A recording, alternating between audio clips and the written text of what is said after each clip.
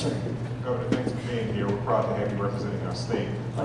Continuing the conversation around education, there's some legislation, I understand, coming out of West Tennessee, I think maybe Memphis, regarding vouchers. Can you talk about that and where you think that's headed? I will. It's probably going to be one of the most contentious issues this year.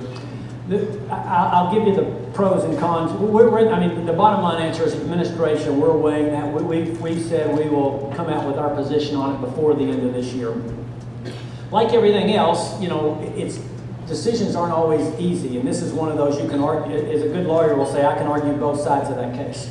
If you're a parent of a child that's in a failing school, and your child has a chance to go to a private school that you think will help his or her education at no additional cost to the state, and you're convinced that's what's in the best interest of that child, well, you think this is a really good idea.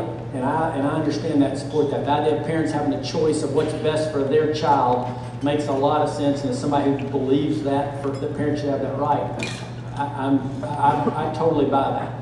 The flip side of that argument is two or three things.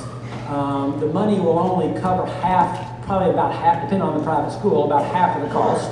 And so the private schools will still have to make a determination. That third grade student I talked about before, will we accept him or her and make up the difference? Number two, we have a lot of change around education in Tennessee right now.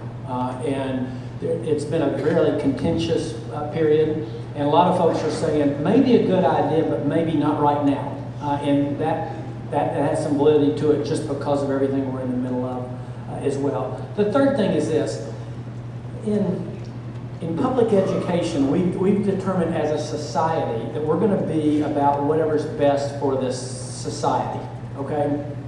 And if you don't have children, you still pay property taxes to help enable great schools. That's just kind of part of what we believe as a society.